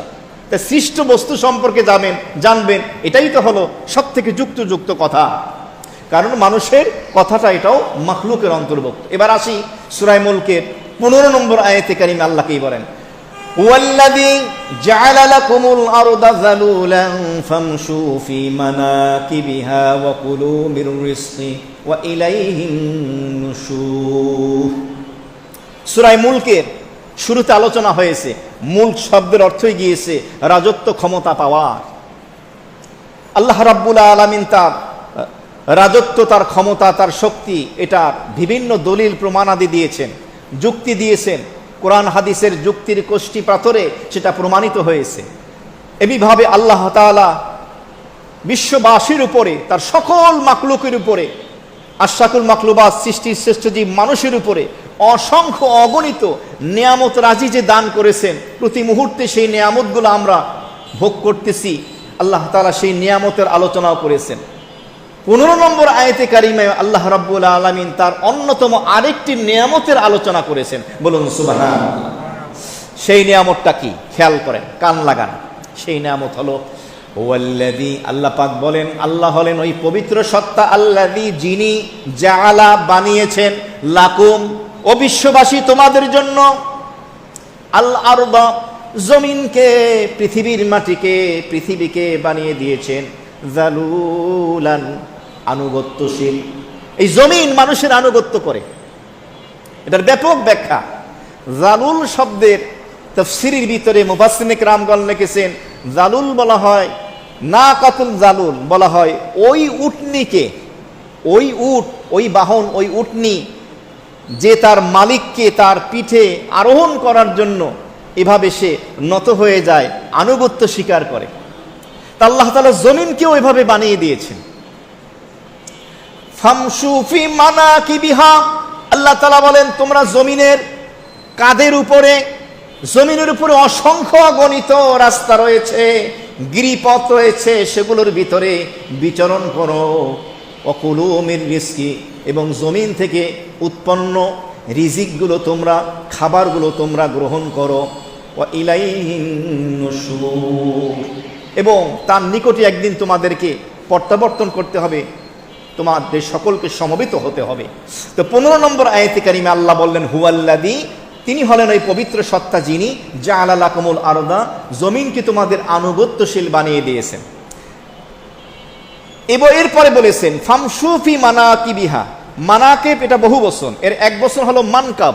মানকাব বলা হয় মানুষের কাঁধ, এই কাঁধকে বলা হয় মানকাব, এটার বহু বচন মানাকিব। এখন তাফসীরের ভিতরে এসছে, হযরত মুফতি শফি সাহেব রাহিমাহুল্লাহ তাআলা তার প্রসিদ্ধ তাফসীর গ্রন্থ তাফসীরে মারিফুল কোরআনের ভিতরে এই আয়াতে কারিমার এই অংশের তাফসীরের ভিতরে তিনি লিখেছেন যে এই যে পশু রয়েছে, উট, মহিষ, ঘোড়া, যে সমস্ত পশু তার পিঠে আরোহণ করে, অর্থাৎ মানুষকে বহন করে, সে বোঝা বয়ে নিয়ে যায়, মানুষকে এভাবে তার পিঠে করে নিয়ে যায়। তো পিঠে করে যে নেওয়া হয়, আসলে পশু তো বোঝা বহন করে, মানুষকে বাহন হিসাবে যে নেয়, বাহক হিসাবে নেয়, সে নেয় হয় তার কোমরে অথবা ঘাড়ে। কিন্তু এখানে বলা হলো কাদের কথা, মানকাবের কথা বলা হলো, কাদের কথা বলা হলো, অথচ বহন করে পশু কোমর অথবা ঘাড়ে। কাদের কথা কেন বলা হলো? প্রশ্ন বুঝতে পারছেন? বহন করে কোমরে অথবা ঘাড়ে, কিন্তু উল্লেখ করা হয়েছে কাদের কথা। কাঁধে তো গ্রহণ করে না, বহন করে না। তো তার উত্তরে বলা হয়েছে যে ওটা হলো এমন একটা পশু, বহন করে কোমরে এবং কাঁধে, সাথে সাথে তার কাঁধটাকেও নত করে দিয়েছে যে আমি তোমার কাছে পূর্ণাঙ্গ আনুগত্য স্বীকার করলাম, তুমি আমার পিঠে আরোহণ করো। এই যে প্রাণীটা আপনাকে আমাকে বহন করে নিয়ে যায়, তার মাথার ভিতরে এই কথাটা, এই চেতনা, এই চিন্তাটাকে, এই উপলব্ধি শক্তিটাকে দান করেছেন কে? আল্লাহ। ভিডিও দেখছেন, ছোট্ট একটা মেয়ে, এত ছোট্ট একটা মেয়ে, 2-3 বছরের একটা মেয়ে, একটা ঘোড়ার লাগাম ধরে হাঁটতেছে, ঘোড়া পিছে পিছে হাঁটতেছে। ঘোড়া যদি একটা বক্সিং মারে, ও ফুটবলের মতো ছিটা যাইবে না? একটা হাতি, তাকে সাধারণ সামান্য একটা রবিউল বডি মার্কা লোক ধরে নিয়ে যাইতেছে। এই হাতি যদি চাওয়ার মতো 5টা-10টা পাড়াইয়া ডাইল বানাইয়া ফেলতে পারে। এই যে আমরা কোনো সময় খেয়াল করে দেখি না এগুলো, এই যে তেজস্বী ঘোড়া, অশ্বগুলো, ঘোড়াগুলো, এই যে বড় বড় শক্তিশালী প্রাণীগুলো, যেগুলোকে আমরা বাহন হিসেবে ব্যবহার করি, ঘোড়ার গাড়ি, গরুর গাড়ি, মহিষের গাড়ি, আপনি কি মনে করছেন টাকা দিয়ে কিনে আনছেন বাজার থেকে, হাট থেকে, ওরে খাওয়ান, এটাই যথেষ্ট না? আল্লাহ যদি তার ভিতরে আনুগত্য করার ক্ষমতা না দিতেন, চেতনা, বুঝ না দিতেন, আপনি আমি এই বহন করতে পারতাম না। প্রতিদিন এই গুতা খাইয়া, লাথি খাইয়া অসংখ্য মানুষ রাখাল মারা যাইতো, কৃষিকাজ করতে পারতো না। এটা ব্যাখ্যা আসছে তাফসীরের ভিতরে, আমি বানিয়ে বলছি না, তাফসীরের ভিতরে আসছে। তাহলে এই জমিন ওই পশুর মতো, সে তার কাঁধকেও অবনমিত করে দিয়ে আনুগত্যের চরম উচ্চ শিখরে উঠে সে বুঝাতে চাইল যে আমি আনুগত্যের সব থেকে চূড়ান্ত মাত্রায় পৌঁছে গিয়ে বলতেছি, আমি তোমাকে বহন করার জন্য, তোমার বোঝা বহনের জন্য আমি পূর্ণাঙ্গ আনুগত্য স্বীকার করে নিলাম। বলুন সুবহান। কি চমৎকার অবস্থা। সূরা মুলকের আগে আমরা তাফসীর শুনেছি সূরা আর রহমান। সেখানে সূরা আর রহমানের ভিতরে তাফসীরে এসেছিল যে আল্লাহ রাব্বুল আলামিন বিশাল সমুদ্রের পানি রাশির ভিতরে টনকে টন, হাজার হাজার টন ভারী ওজন জাহাজগুলোকে আল্লাহ ভাসিয়ে রাখেন। আপনি মনে করেন ওই মেশিনে ভাসায়, যখন চলে না নোঙর ফেলে রাখে স্থির, তখনও তো ভেসে থাকে, ভাসিয়ে রাখেন কে? ওই পানির ভিতরে এমন একটা ক্ষমতা আল্লাহ দিয়েছেন যে না, তুই ডুবাইতে পারবি না। এক সময় তো মেশিন ছিল না, পালের মাধ্যমে এইভাবে বাতাসের মাধ্যমে যেত মানুষগুলো। ওই আল্লাহ তাআলা দিয়েছেন এই ক্ষমতা, এই জন্য তারা আনুগত্য স্বীকার করেছে এভাবে। এরপর আল্লাহ বললেন, এই জমিনকে তোমাদের আনুগত্য করার যে হুকুম আমি দিয়েছি, আনুগত্য যে করে, ফামশু ফি মানাকিবিহা, দেখো একথা আল্লাহ রাব্বুল আলামিন বললেন যে তার কাঁধের উপরে এই মানাকিবের ব্যাখ্যা কেউ দিয়েছেন, পৃথিবীর জমিনের যত রাস্তাঘাট আছে এই রাস্তায় তোমরা বিচরণ করো। কেউ বলছেন তোমরা সুউচ্চ পাহাড়ে পর্বতে আরোহণ করো। এর ব্যাখ্যার ভিতরে, তাফসীরের ভিতরে এসে মুফাসসিরিনে কেরামগণ লিখেছেন, আল্লাহ বলেন যে আমি এই জমিনটাকে পানির মতো তরল বানাই নাই যে হাঁটতে গেলে তুমি ডুইবা যাবা। এই জমিনটাকে আমি রুটির মতো বানাই নাই, নরম কাদার মতো বানাই নাই, তুমি গেড়ে যাবা। আবার এই জমিনটাকে আমি লোহার মতো, কাঠের মতো বানাই নাই যে অনেক শক্ত হয়ে যাবা, তুমি জমিনে কোনো কাজই করতে পারবা না। তাহলে একদম পানির মতো নরম হলে বিপদে পড়ে যেতাম, রুটির মতো নরম, কাদার মতো নরম হলে তখনও বিপদে পড়ে যেতাম, আবার লোহার মতো যদি শক্ত হতো তখনও বিপদে পড়ে যেতাম। তাফসীরের ভিতরে আসছে জমিনটাকে আল্লাহ তাআলা এমন ভারসাম্য দিয়ে তৈরি করেছেন, এই জমিনের উপরে তোমরা বিচরণ করো। প্রতিদিন জমিনের উপরে অসংখ্য গাড়ি বিচরণ করছে। আপনার জন্মের পর থেকে নিয়ে, আমার জন্মের পর থেকে নিয়ে আজ অব্দি কতবার এই জমিনের পিঠের উপর দিয়ে আমরা এভাবে বিচরণ করতেছি, হাঁটতেছি। কোনোদিন জমিন বলে নাই খাজনা দিতে হবে হাঁটার জন্য, বা আমার উপরে পা দিলে তোর পা কিন্তু ভেঙে দেবো, এটা বলে নাই। সুন্দরভাবে সে স্থির হয়ে আছে, সেই জমিনে আমরা বিচরণ করতেছি। তাফসীরে আসছে জমিনটাকে আল্লাহ এমন ভাবে তৈরি করেছেন, ওই জমিনের ভিতরে তোমরা এভাবে চাষাবাদ করার জন্য কৃষকেরা, তোমরা কি লক্ষ্য করে দেখেছো, তোমরা এখানে বীজ ফেলো, ফসলের বীজ, আর ওই বীজটা এক সময় মাটির সাথে মিশে যায়, নিশ্চিহ্ন হয়ে যায়, কিছুদিন পরে মাটির ভিতর থেকে সবুজ শ্যামল বীজ উৎপন্ন হয়ে আসে, সুবহানাল্লাহ, গজায়। এভাবে ধানের চারা, বীজের চারা এভাবে গজাতে থাকে, সেখান থেকে সুন্দর ফসল হয়, ফলমূল হয়, তোমরা উপভোগ করতে থাকো। ঠিক এমনিভাবে এই জমিনের উপরে তোমরা বাড়িঘর, দালান কোঠা নির্মাণ করো। আল্লাহ তাআলা বললেন, এই জমির যদি আমি স্থির না করতাম তাহলে তোমরা বিচরণ করতে পারতে না, বাড়িঘর বানাতে পারতে না, বসবাসের যোগ্য হতো না। সামান্য কয়েক সেকেন্ডের ভূমিকম্প হইলেই এক একটা দেশের অবস্থা কি হয়ে যায়, কিন্তু জমিন স্থির হয়ে আছে।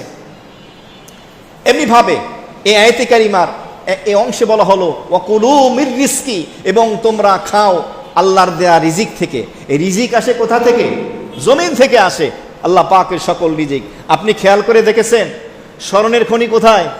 জমিনের মধ্যে। লোহার খনি, হীরার খনি, যত ধরনের দামি দামি খনি আছে, যত কিছুই বলেন, সব কিছু কিসের ভিতরে? আল্লাহ মাটির ভিতরে রেখে দিয়েছেন, সব মাটির ভিতরে আছে। সুতরাং তুমিও যদি মাটির মতো দামি হতে চাও, তুমিও মাটির মতো নরম কোমল হয়ে যাও, বিনয়ী হয়ে যাও, আল্লাহ তোমাকেও দামি বানিয়ে দেবে, সুবহানাল্লাহ। এই আয়াতে কারিমার মাধ্যমে মুফাসসিরিনে কেরামগণ বলেন অকুলু, তোমরা খাও। এই খাওয়ার ব্যাখ্যা করেছেন উতুলুবু, তোমরা তালাশ করো। খাও মানে কি? অনুসন্ধান করো, খোঁজ করো। মির রিজকিহি, তার রিজিক। এই রিজিকের ব্যাখ্যা করেছেন নেয়ামত। তোমরা আল্লাহর নেয়ামত গুলাকে খোঁজ করো, অনুসন্ধান করো, তালাশ করো। আমরা তো খালি পাই আর খাই, খাবার আসলে বিসমিল্লাহ বলারও খবর থাকে না, পাগল হয়ে যায়। নেয়ামত নিয়ে ভাবনার তো আমাদের সময় নাই। মুফাসসিরে কেরামগণ লিখেছেন এর অর্থ হলো এটা যে এই জমিনে তোমরা বিচরণ করবে তোমাদের রিজিকের সন্ধানে। চাকরির জন্য এক দেশ থেকে আরেক দেশে তুমি হয়তো সফর করে যাবে, ব্যবসার জন্য তুমি ভ্রমণ করবে এক দেশ থেকে আরেক দেশে, এক অঞ্চল থেকে আরেক অঞ্চলে তুমি ভ্রমণ করবা, রিজিকের সন্ধানে বের হবা। আর রিজিকের সন্ধানে ভ্রমণ করা, বের হওয়া, এটা তাওয়াক্কুলের পরিপন্থী নয়। তাওয়াক্কুলের ভুল ব্যাখ্যা মানুষ দিয়ে থাকে, নিয়ে থাকে, হাতের উপরে হাত গুটিয়ে বসে থাকে, বলে আল্লাহ খাওয়াইলি আমি খাবো, আমি কোনো কাজ কাম করব না। অনেক শিক্ষিত মানুষ আছে, অনেক কর্মঠ মানুষ আছে, কোনো কাজ করবে না, সে হাতের উপরে হাত রেখে বসে থাকবে, আমি কোনো কাজ করব না, আল্লাহ যখন খাওয়াইবে তখনই আমি খাবো। এ সম্পর্কে সুন্দর একটা গল্প আছে। তো এক লোক শুনছে যে আল্লাহ যখন খাওয়াইবে তখনই আমি খাবো, সুতরাং আমি নিজের হাতে খাবো না, নিজে কোনো কাজও করব না, সব কিছু এভাবে আমি সমস্ত কাজ কাম বন্ধ করে দিয়ে বাস জঙ্গলে যেটা গাছের নিচে ধ্যানে বসে রয়েছে। ঘটনাক্রমে একদল ডাকাতি করে ওই জঙ্গলের ভিতর দিয়ে যাইতেছে। যাওয়ার সময় পথের মধ্যে দেখে গাছের নিচে একটা লোক চোখ বন্ধ করে বসে আছে এবং কয়েকদিন না খাওয়ার কারণে এভাবে দাঁতের সাথে দাঁত এভাবে আটকে পড়ে আছে, মানে মুখও খুলতে পারতেছে না। তো যাই হোক, ডাকাত দলের লোকরা চিন্তা করলো লোকটা মনে হয় দুর্বল, জিজ্ঞেস করলো ডাকাতদের সর্দার যে খাবার টাবার কিছু আছে, বলছে আছে, আগে পানি দে। নেওয়া হলো, পানির পাত্র নেওয়ার পরে ওই লোকটার মুখ খুলতে চাইলো, ওই লোকটার মুখ খুলে না, লোকটা মনে মনে বলতেছে দেখি কেমনে আমারে খাওয়ায় আল্লাহ। তখন ডাকাত বললে হাতুড়ি টাতুরি থাকলে, পাথর টাথর থাকলে একটা দে। যখন দিছে দাঁতের উপরে মারছে বাড়ি, দাঁত গাছে ভাইঙ্গা ওই ফাঁক দিয়া পানি ঢাইলে দিছে। তখন ওই লোকটা হেসে দিয়েছে। হেসে দেওয়ার কারণে ডাকাত সর্দার জিগা, কিরে তুই হাসলি কেন? তখন বলল হাসছি এই জন্য, ঘটনা খুইলা বলার পরে বলল আল্লাহ যারে খাওয়ায় দাঁত ভাঙ্গে খাওয়ায়, মানে আমি খামু না, তারপরও আমার যেহেতু আল্লাহ খাওয়াইবে দাঁত ভাঙ্গে হইলেও খাওয়াইল। এটার নাম তাওয়াক্কুল না। তাওয়াক্কুল বলা হয় নিজের যোগ্যতা অনুযায়ী চেষ্টা প্রচেষ্টা আল্লাহর রাস্তায় ব্যয় করবে। আপনি চাকরিজীবী হলে চাকরি করবেন, ব্যবসায়ী হলে ব্যবসা করবেন, এরপরে আল্লাহর কাছে দোয়া করবেন, রিজিকের ব্যবস্থা করবেন কে? আল্লাহ। তো এখানে এই রিজিকের আলোচনা করা হয়েছে। এখানে এমনিভাবে এই আয়াতে কারিমার তাফসীর লিখতে গিয়ে তারা রাসূল করিম সাল্লাল্লাহু আলাইহি সাল্লামের এক হাদিস নিয়ে আসছেন। ওমরে ফারুক রাদিয়াল্লাহু তাআলা আনহু তিনি বলেন, সামিতু রাসূলুল্লাহি সাল্লাল্লাহু আলাইহি ওয়াসাল্লাম ইয়াকুল, আমি আল্লাহর নবীজির পবিত্র জবান মোবারকের থেকে শুনেছি, আল্লাহর নবী বলেছেন, লাউ তাতাওয়াক্কালুনা আলাল্লাহ হাক্কা তাওয়াক্কুলিহি, তোমরা যদি আল্লাহর উপরে পরিপূর্ণ পূর্ণাঙ্গ তাওয়াক্কুল করতে, ভরসা করতে, লা রাযাকাকুম, অবশ্যই আল্লাহ তোমাদেরকে রিজিক দান করত। কিন্তু আমাদের সেই তাওয়াক্কুল নেই। নবীজি চমৎকার ভাবে বুঝিয়ে দিলেন, কামা ইউরযাকুত তায়র, যেমনি ভাবে পাখিকে আল্লাহ রিজিক দেয়, তাগুদু খেমাসান ওয়া তারুহু বিতানান।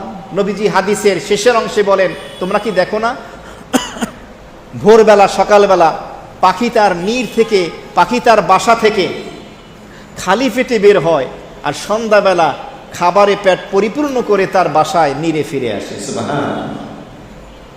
মুহাদ্দিসিনে কেরামগণ বলেন, আল্লাহ তাআলার হাবিব এখানে পাখি দিয়ে কেন দৃষ্টান্ত দিলেন? অন্য কিছু দিয়েও তো পারতেন, পাখি দিয়ে কেন উপমা দিলেন? তো এর ব্যাখ্যায় বলা হয়, এর কারণ হলো পাখি হল এমন একটা প্রাণী যে সকালবেলা মানুষের মতো মরার ঘুম ঘুমায় না। সকাল হইলেই পাখি কিচির মিচির করে। এই যে আমার বাসায় বাচ্চা পাখি বলে, টিয়া আছে, আরো ছোট ছোট পাখি, ওই সকাল হলেই কিচির মিচির ডাক শুরু করে দেয়, মনে হয় গ্রামে আসি, জঙ্গলে আসি। পাখি ডাক দিবি, দেশে মোরগের ডাক, মুরগির ডাক। তো পাখি হলো এমন একটা প্রাণী, একটা মাকলুক যে ভোরবেলা ডাকে। আর হাদিসের ভিতরে আসছে, আল্লাহ নবী বলেন যে আল্লাহর হাবিব সাল্লাল্লাহু আলাইহি ওয়াসাল্লাম ইরশাদ ফরমান যে আল্লাহ তাআলা ভোরবেলা যারা রিজিকের সন্ধানে বের হয় তাদের জন্য বরকতের দোয়া করছেন। সুবহানাল্লাহ। আজকে আমাদের পৃথিবীতে, বিশ্বে সম্পদ আছে, টাকা পয়সা আছে, কিন্তু বরকত নাই। কারণ আমাদের ব্যবসায়ীরা যারা আছে, অফিস আদালত যা আছে, দোকানপাট, এগুলো খুলি সকাল 8টা-9টার পরে। অথচ নিয়ম হলো ফজর পড়বে, ইশরাক, চাষ, এগুলো পড়ার পরে তেলাওয়াত আমল করে, নাস্তা করে দোকানপাট খুলবে, চাকরি শুরু করবে। এটা হলো নিয়ম, যাতে করে সকাল সকাল আসরের পরেই যেন আবার অফিস থেকে, দোকানপাট, কর্মস্থল থেকে ফিরে আসতে পারে। ওই জাতি হলো সব থেকে সৌভাগ্যবান জাতি, যারা ভোরে বের হয়, আবার খুব তাড়াতাড়ি বের হয়, আবার রাতে খুব তাড়াতাড়ি ঘুমাতে যায়। যাই হোক, এই জন্য পাখির কথা বলা হয়েছে। এমন তাওয়াক্কুল যদি আমরা করতে পারি, তাহলে আল্লাহ তাআলা আমাদেরকেও সেই রিজিকের ব্যবস্থা করে দেবেন। আল্লাহ রাব্বুল আলামিন এরপরে এই 15 নম্বর আয়াতে কারিমার শেষের অংশে বললেন ওয়া ইলাইহিন নুশুর, তোমরা আল্লাহর কাছে সমবেত হবে, একত্রিত হবে। এটার দ্বারা একটা মেসেজ, এই ছোট্ট আয়াতের এই অংশ দিয়ে একটা সবক, একটা মেসেজ দেওয়া হলো বিশ্ববাসীকে। সেটা হলো চাকরির মাধ্যমে হোক, ডিগ্রির মাধ্যমে হোক, ব্যবসা বিজনেসের মাধ্যমে হোক, গোটা পৃথিবী ভ্রমণ করো, কোনো সমস্যা নাই। বাদশাহী করো, কোনো সমস্যা নাই। বাড়ি গাড়ির মালিক হয়ে যাও, কোনো সমস্যা নাই। কিন্তু তোমার মাথায় রাখতে হবে তোমাদের হায়াতের জিন্দিগিটা খুব সীমিত। ওয়ালাকুম ফিল আরদি মুস্তাকররু ওয়া মাতাউন ইলা হিন, তোমরা পৃথিবীতে নির্দিষ্ট একটা সময় পর্যন্ত থাকবে। ওই নির্দিষ্ট মেয়াদ শেষ হওয়ার পরে, হায়াত শেষ হওয়ার পরে তোমাদেরকে সকলকে চলে যেতে হবে, আল্লাহর কাছে সমবেত হতে হবে।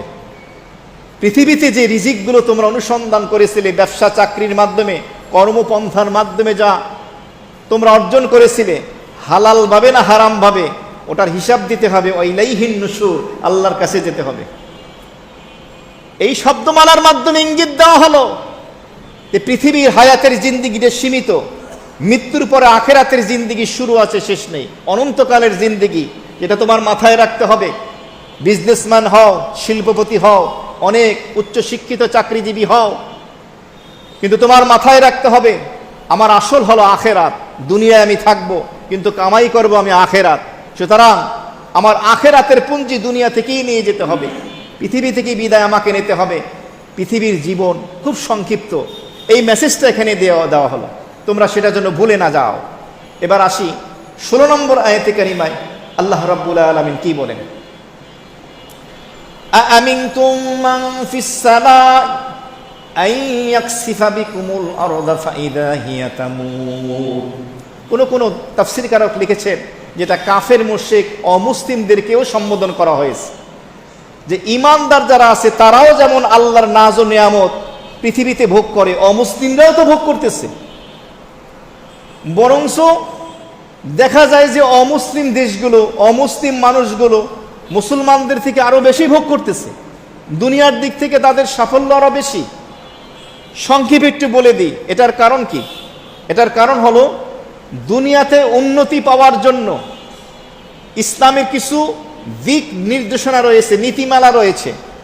এগুলো যারা ফলো করবে, ইমানদার হোক বেঈমান হোক, মুসলিম হোক অমুসলিম হোক, আল্লাহ তাকে দুনিয়া দিয়ে দেবে। সেগুলো কি? 1 নম্বরে হলো সততা, সত্য কথা বলা। 2 নম্বরে হলো আমানতদারি, বিশ্বাসতা, খেয়ানত না করা, অন্যের হক নষ্ট না করা, কমিটমেন্ট রক্ষা করা। আপনাদের কাছে আমি প্রশ্ন রাখি, অমুসলিম দেশগুলোর মানুষগুলো যদি অমুসলিম, তাদের ভিতরে মিথ্যা বেশি না আমাদের ভিতরে বেশি? মুসলিম দেশগুলোর ভিতরে বেশি।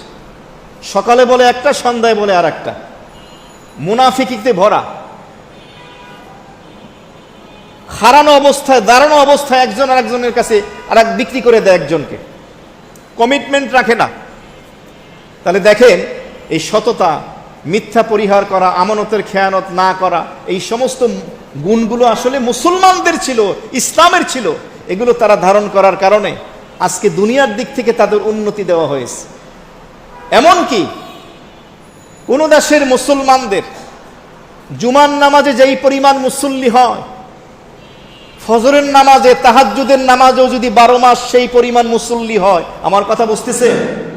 জুমার নামাজে যেই পরিমাণ মুসল্লি হয়, এত মুসল্লি সারা বছর প্রত্যেকটা মসজিদে তাহাজ্জুদের নামাজে, লাইলাতুল কিয়ামে, ফজরেও যদি হয়, কিন্তু তাদের ভিতরে যদি সততা না থাকে, মিথ্যা থাকে, আমানতদারি না থাকে, খেয়ানত থাকে, আল্লাহ তাদেরকে দুনিয়ায় উন্নতি দেবেন না। আর এর বিপরীত কোন দেশের মানুষ যদি অমুসলিম হয়, তাদের ভিতরে যদি সততা থাকে, আমানতদারি থাকে, আল্লাহ তাদেরকে দুনিয়ায় দিয়ে দেবেন। এখন আপনাদের ভুল কি সংশোধন হয়েছে? অনেকের মনে প্রশ্ন আসে যে অমুসলিমদের আল্লাহ তো উন্নতি দিলেন কেন? উন্নতি পাওয়ার তো নীতিমালা আছে, সেটা আমরা ফলো করছি না তো। আরেকটি বিষয় হলো মাথায় রাখতে হবে, হাদিস শরীফে এসেছে, আল্লাহর হাবিব ইরশাদ ফরমান, আল্লাহ তাআলার কাছে পৃথিবীর দাম যদি এই মশা মাছির দানার সমতুল্য হতো, আল্লাহ কোনো অমুসলিম কাফেরকে 1 ঢোক পানি খাওয়ার সুযোগ দিতেন না। তার মানে আল্লাহর এই কাছে এই দুনিয়ার কোনো দামই নাই। তাহলে দুনিয়ার যেহেতু দাম নাই, ইমানদারদেরকে দুনিয়া দিয়ে লাভ কি? আল্লাহর কাছে দাম হলো আখেরাতের, আর আল্লাহ ইমানদারদেরকে দুনিয়া না কি দেবেন? আখেরাত দেবেন। তো দুনিয়া যদি আপনি হালালভাবে কামান, উপভোগ করেন, জায়েজ আছে, নিষেধ না। আর আপনি ফকিরি জিন্দিগি যাপন করলেন মিসকিনের মতো, কিন্তু অন্যায়ভাবে, এটা অভিশপ্ত জীবন। আপনি বাদশাহী জীবন করলেন হালালভাবে, এটা সাফল্যমণ্ডিত জীবন, প্রশংসিত জীবন। মেইন বিষয় হলো আল্লাহর হুকুম মোতাবেক হচ্ছে কিনা, কোরআন হাদিস সুন্নাহ মোতাবেক হচ্ছে কিনা, হালালভাবে জীবন যাপন হচ্ছে কিনা, এটা হলো। অনেকে অনেক সময় ব্যাড কমেন্ট করে, অমুক আলেম তো অনেকগুলো বাড়ির মালিক, ফ্ল্যাটের মালিক, দোকানের মালিক, গাড়ির মালিক, সমস্যা কি? হালালভাবে কামাইলে তো নিষেধ নাই, আপনিও করেন হালালভাবে, হিংসা করার তো কিছু নাই। এটা না বোঝার কারণে আমরা এমন মন্তব্য করে থাকি। তাহলে আল্লাহ রাব্বুল আলামিন সেই মুসলমানদেরকে, মুমিনদেরকে যেভাবে দুনিয়ার নিয়ামত ভোগের সুযোগ দিয়েছেন, অমুসলিমদেরকেও দিয়েছেন। অমুসলিম, কাফের, মুশরিক, অবদ্ধ বান্দাদেরকে সম্বোধন করে রব্বুল আলামিন বলেন, আমিনতুম, তোমরা কি নিশ্চিন্ত, তোমরা কি নিরাপদ হয়ে গেছো? মাংফিস সামা, আসমানে যিনি আছেন তিনি কে? আল্লাহ। আল্লাহর ব্যাপারে তোমরা কি নিশ্চিন্ত, নিরাপদ? আইয়াকসিফা, ধসিয়ে দেবেন, বিকুম, তোমাদেরকে, আল আর জমিন সহ, জমিনের ভূগর্ভে তোমাদেরকে ধসিয়ে দেবেন, তোমরা সেই ব্যাপারে কি নিশ্চিন্ত হয়ে গেছো? ফাইদা হিয়া তামুর, আর এই জমিন আল্লাহর ভয় থরথর করে কাঁপতে থাকবে। তামুর শব্দের অর্থ হলো থরথর করে কাঁপা। তার মানে হলো এই জমিন যদি আল্লাহ স্থির করে দিয়েছেন, আজকে মানুষের কথা মানে, বাড়িঘর, দালান কোঠা, মিল কারখানা, অফিস আদালত সবকিছু হচ্ছে, জমিনের উপর অসংখ্যবার কদম রাখতেছি, আঘাত করতেছি, কুড়াল দিয়ে, কুঠার দিয়ে লোহা মারতেছি, জমিন কিছু বলতেছে না। কিন্তু জমিনের খালেক, স্রষ্টা হলেন আল্লাহ। আল্লাহ তাআলা চাইলে জমিনকে কিন্তু তোমাদেরকে ধসিয়ে দিতে পারেন। তো অবাধ্য বান্দাদেরকে এভাবে বলা হচ্ছে, তোমরা কি নিশ্চিন্ত হয়ে গেছো? এই জমিনের ভিতরে তোমাদেরকে আল্লাহ তাআলা তিনি ধসিয়ে দেবেন না? মানফিস সামা, আকাশে যিনি আছেন, আকাশের কথা কেন বললেন? এখানে দুইটা ব্যাখ্যা দেওয়া হয়েছে। কারণ হলো, কাফির, মুশরিক, আল্লাহর অবাধ্য বান্দাদের উপরে যেমনি ভাবে আসমান থেকে আযাব নাজিল হয়, ঠিকইভাবে মুমিন বান্দা বান্দির উপরে আসমান থেকে আল্লাহর রহমত নাজিল হয়। সুবহানাল্লাহ। আযাবও আসে আসমান থেকে, নিয়ামত, রহমত আসমান থেকে আসে। মানফিস সামা, আসমানে যিনি আছেন, এটার ব্যাখ্যা কি? এটার ব্যাখ্যায় বলা হয়েছে, আহলে আরব যারা ছিলেন, আরববাসী, যাদের ভাষা ছিল আরবি, যাদের উপরে কোরআন নাজিল হয়েছে আরবি ভাষায়, তাদের একটা আকীদা, ধর্মীয় বিশ্বাস ছিল আল্লাহর অস্তিত্বে, এবং তারা আরেকটা বিশ্বাস করত, আকীদা ছিল আল্লাহ থাকেন আসমানের উপর আরশে আজিমে। এই জন্য আল্লাহ বলেছেন মানফিস সামা, যিনি আসমানে আছেন। কে আছেন আসমানে? একটা ব্যাখ্যা হলো আল্লাহ।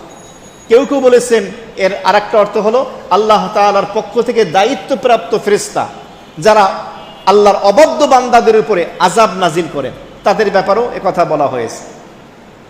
তো এই আসমানের মালিক আল্লাহ রাব্বুল আলামিন, আসমানে যিনি আছেন, তিনি চাইলে তোমাদেরকে এই জমিনের ভিতরে ধসিয়ে জমিনের ভূগর্ভে বিলীন করে দিতে পারেন, যার জ্বলন্ত প্রমাণ পৃথিবীতে আমরা যুগ যুগ ধরে দেখতে পাচ্ছি, শুনতে পাচ্ছি এবং জেনেছি, জানতে পারছি। ভূমিকম্পের মাধ্যমে এক একটা জাতি, এক একটা দলকে এভাবে আল্লাহ হালাক করে দিয়েছেন। তাফসীরের ভিতরে আসছে, কারুন বনী ইসরাঈলের ধনী ব্যক্তি, মুসা আলাইহিস সালামের জামানায় এত সম্পদের মালিক, শত শত উট, তার সেই সম্পদের সিন্ধুকের চাবি বহন করত। মুসা আলাইহিস সালাম তাকে বললেন, তোমার সম্পদের যাকাত দাও, যাকাত দেয় নাই, পয়গম্বরের কথা শুনে নাই, আল্লাহর অবাধ্য হয়েছে। কারুনকে তার সম্পদ সহ জমিনের ভূগর্ভে আল্লাহ ধ্বংস করে দিয়েছেন, বিলীন করে দিয়েছেন। সুতরাং যে কোনো সময় আল্লাহ তাআলা চাইলে ধ্বংস করে দিতে পারেন। ফাইজা, ইজা শব্দটা ইজায়ে ফুজাআত, হঠাৎ, আচানক, আকস্মিকভাবে এই বিপদ এসে পড়তে পারে, জমিন থরথর করে, ভূমিকম্পের কারণে কাঁপতে পারে। এই জন্য সূরা ইব্রাহিমের ভিতরে আল্লাহ রাব্বুল আলামিন এভাবে, আল্লাহ রাব্বুল আলামিন সূরা হিজরের ভিতরে আল্লাহ তাআলা কোরআনের এক জায়গায় আলোচনা করেছেন, নাব্বি ইবাদি আন্নী আনাল গফুরুর রহিম ওয়া আন্না আযাবি হুয়াল আযাবুল আলীম। ও আমার হাবিব, আপনি এই সংবাদ জানিয়ে দেন সকলকে, আমি হলাম গফুরুর রহিম, আমি যেমনিভাবে ক্ষমাশীল, যেমনিভাবে দয়ার আধার, মায়া আমার ভিতরে বেশি, এটাও জানিয়ে দেন। ওয়া আন্না আযাবি হুয়াল আযাবুল আলীম, আমার আযাব কিন্তু অত্যন্ত যন্ত্রণাদায়ক। সুতরাং আল্লাহ তার দয়ার কথাও বললেন, শাস্তির কথাও বললেন, দুইটাই আপনি তাদেরকে জানিয়ে দেন।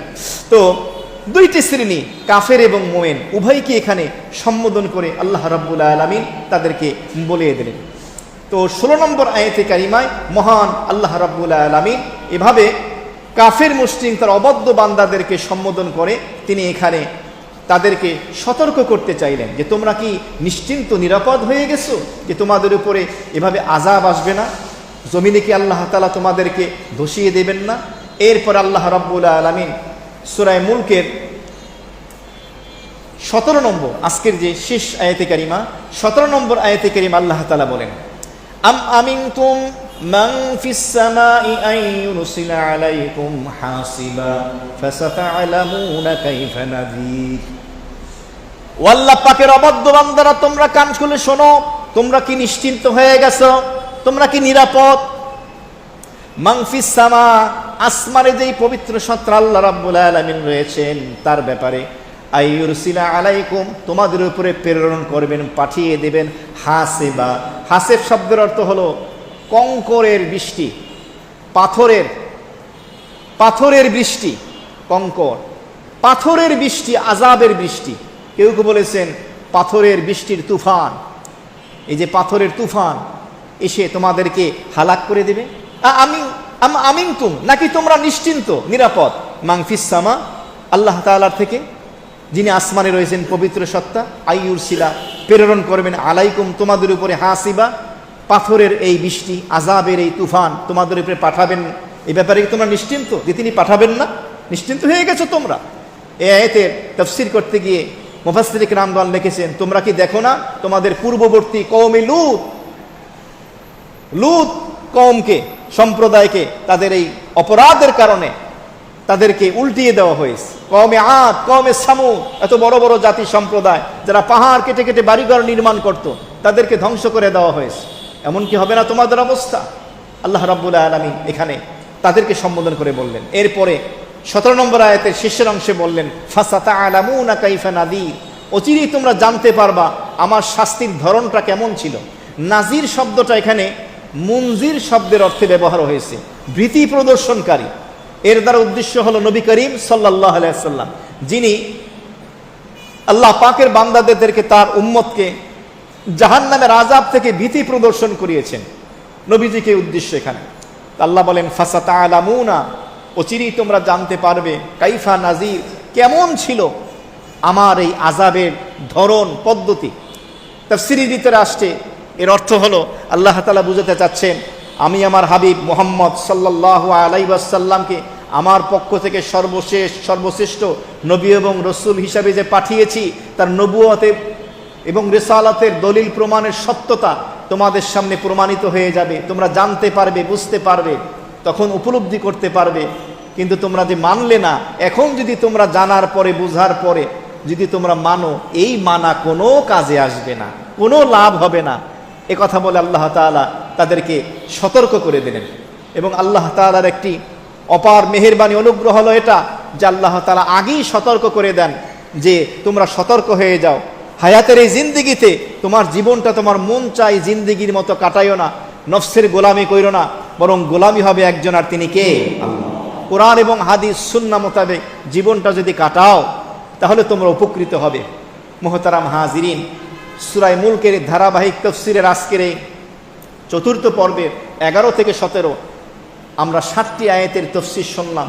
মহান আল্লাহ রাব্বুল আলামিন আমাদের সকলকে সবগুলো কথা স্মরণ রেখে আমল করার তৌফিক দান করেন। অনেকেই দোয়া চেয়েছেন, সেলিনা এবং ফারজানা নামে 2 বোন, তাদের বিবাহের জন্য দোয়া চাওয়া হয়েছে।